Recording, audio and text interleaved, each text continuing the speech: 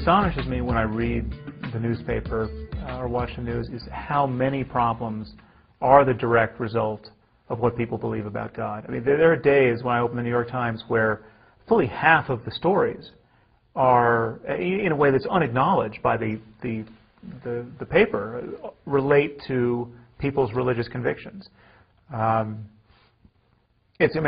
mentioned the Virginia Tech shooting. I mean, this was the role that religion played in providing a context for this shooting was never really discussed in the media. But I mean, we just hear that the mother happened to be, a devout Christian and schlepped her child from church to church in search of exorcism. I just see continually our attention bound up in these competing ideas about God. At best, this is often just a waste of time, but at worst, it is manufacturing violence and unnecessary conflict and misuses of our resources. And what's more, it is very rare that we acknowledge. I mean, now we're beginning to acknowledge the role that Islam is playing in Muslim terrorism, but even that has been very slow to come. I mean, it has been obvious for many, many years, long before September 11th, that a certain style of Muslim infatuation was leading to this kind of jihadi behavior. Because of the respect we accord religious faith, we're very slow to acknowledge its causal role in conflict.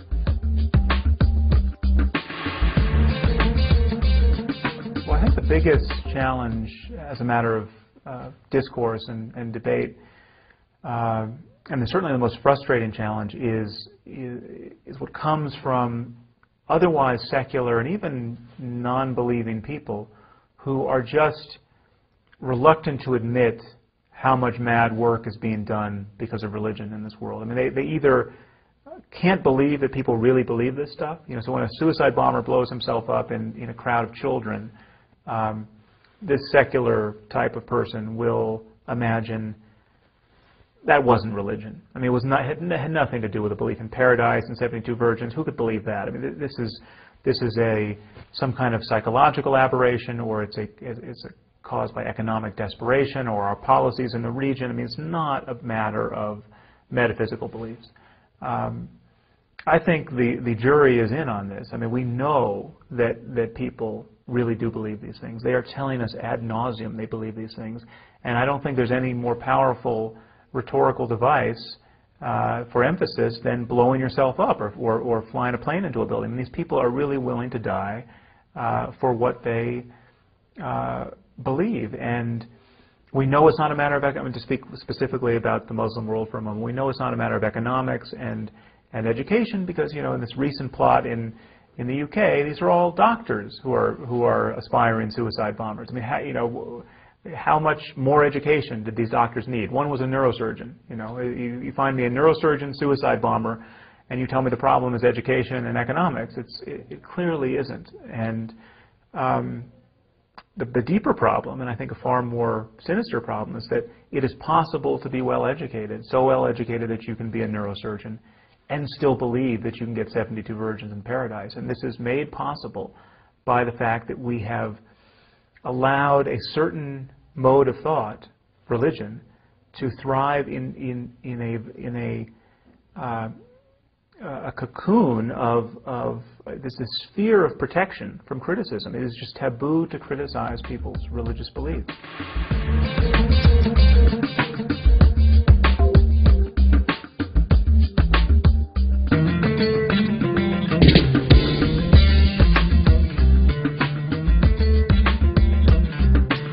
I can't say that I'm an optimist. I see that